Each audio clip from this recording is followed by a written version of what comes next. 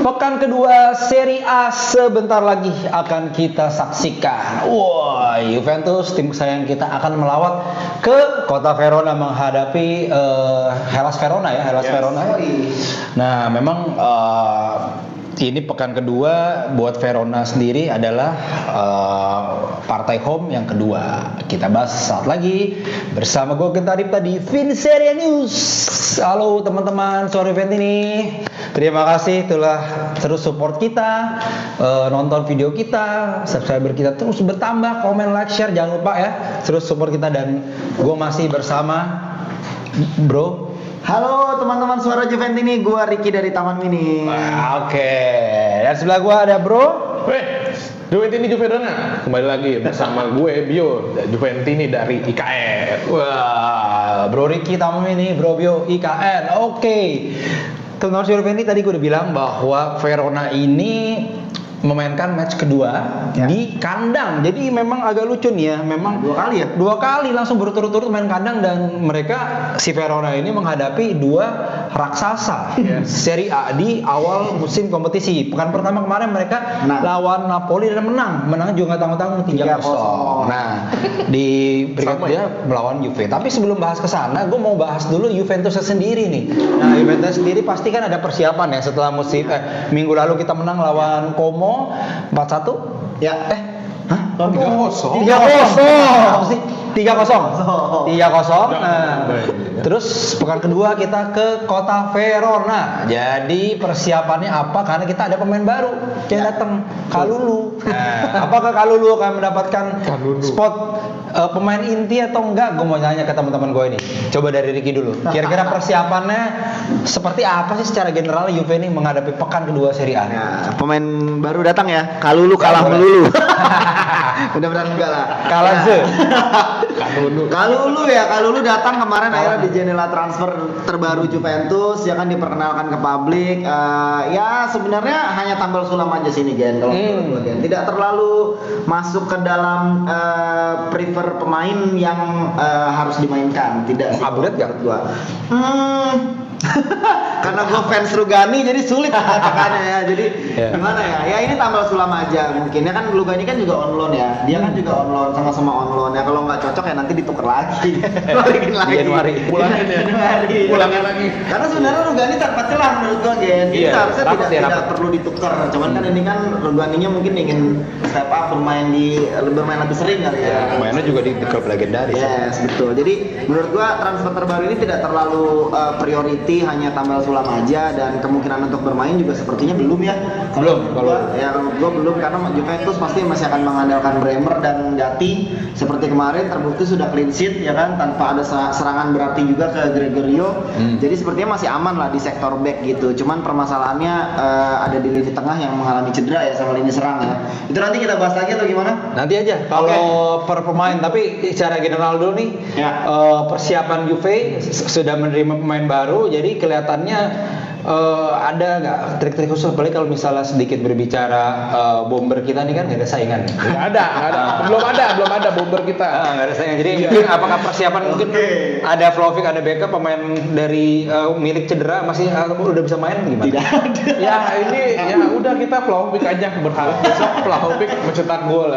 Kemarin masih boncos karena emang kurang beruntung aja sih kemarin ya. Ada tiang 2 kali, terus offside, dan juga emang ada satu one on one malah nggak masuk gitu.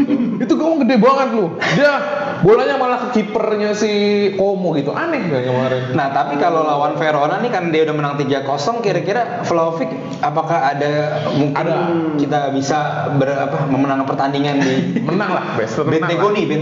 Dimana Antonio Bentegoni ini kan agak tricky ya biasanya. Kita juga jarang menang mulu di sana. Dulu zaman CR aja ada CR 7 aja kalah di sana. Iya. Ini kemarin juga musim lalu follow Russo tuh mantep banget tuh. Iya, itu masih jadi andalan Verona. Iya, tapi Giuseppe Simone juga ya. Verona kan sebelumnya kan. Iya. Kita diacak-acak juga Simone anaknya itu ya. Iya. Kan digolin juga lah gitu. Betul. Emang agak angker ini Antonio Bentegoni buat Juventus karena memang dari sisi stadionnya kan memang besar, benar. Dan Juventus juga ini kan tren baru kita bagus nih, menang awal 3-0. Musim lalu juga kita tren awal juga menang mulus terus di beberapa match awal, tapi begitu ke tengah sampai akhir.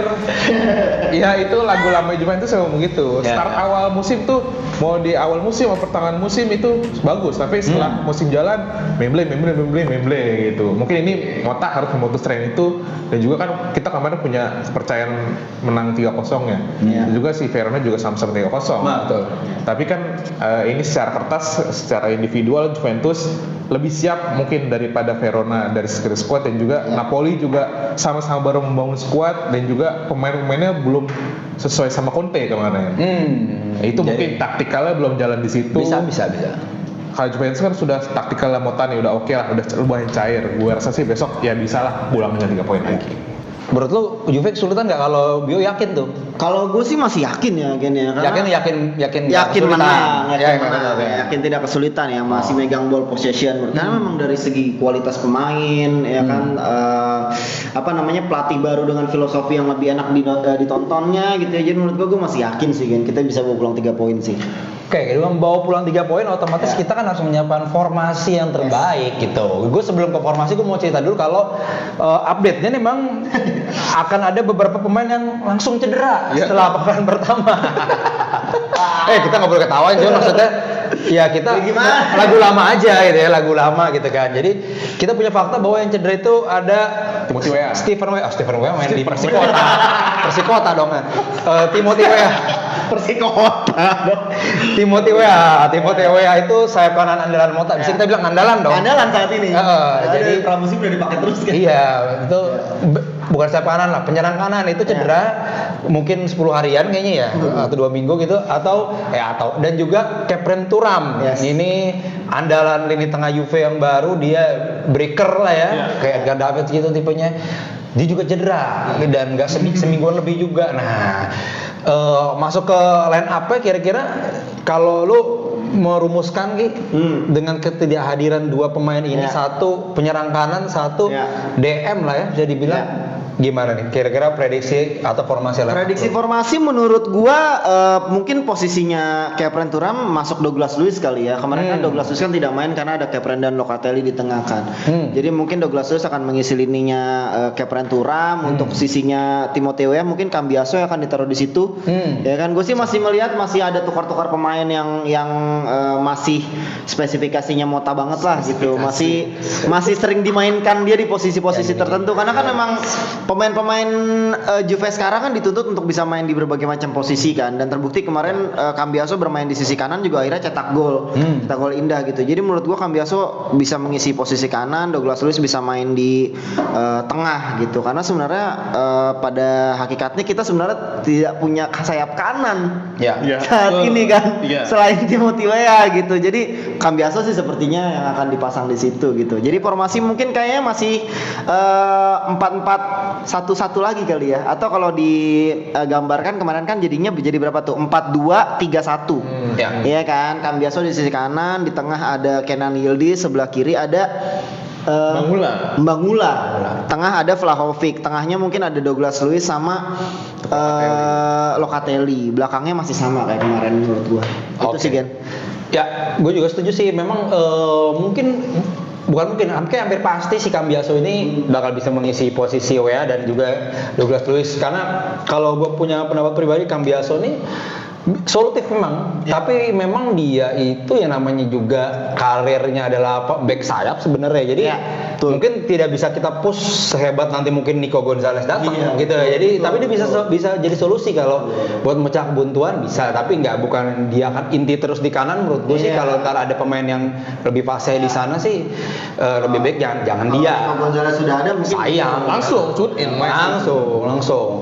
Nah, tadi Ricky udah bilang semuanya, mungkin lu juga setuju di depan dan di belakang. Tapi yang di belakang tadi kan kita kedatangan Kalulu tuh, kita pernah bilang tuh. Kalau di lawan Como kan kirinya itu si siapa? Pemain Kolombia? Si siapa namanya? Kabal. Terus back tengah Gatti dan juga Bremer, back kanannya Cambiaso gitu kan. Terus kan Cambiaso ke depan si Savona. Siapa yang kanan? Siapa yang akan mengisi bek kanan?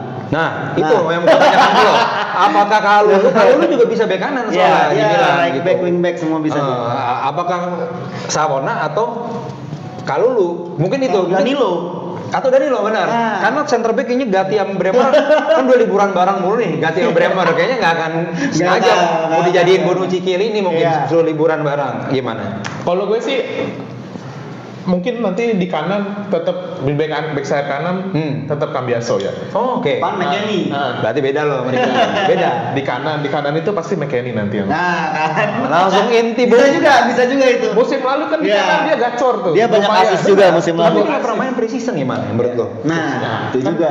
Baik juga ya precision. Agak sulit sepertinya dimainkan ya. Mungkin bisa di babak kedua kalau menurut gue. Ya keadaan ya, Ya. keadaan ya. Mungkin juga Bang Mula bisa di kanan. Ah, Yildiz, Baulan. Bang Mula. Oh, Bang Mula. Baulan. Bulan Gurit, no, nggak ada kan. Mungkin Mula, Bang Mula. Mula bisa di switch ke kanan. Ah. Juga di kiri, Yildiz nanti main di kiri. Di tengah nanti mungkin bisa ditaruh Douglas Luiz taruh di agak maju atau mau Oke. tiga central midfielder sama Fagioli Kenny. bisa main kali ya. Fagioli juga bisa ngisi di situ. Iya. Mungkin ya ada pertukaran posisi juga, mungkin juga pergantian sistem di tengah Juventus. Iya. Jadi biasanya kan 4-2-3-1 atau 4-1-4-1. Mungkin juga nanti langsung main 4-3-3. Ya Yildiz juga mungkin nanti main 4-4-2 juga bisa.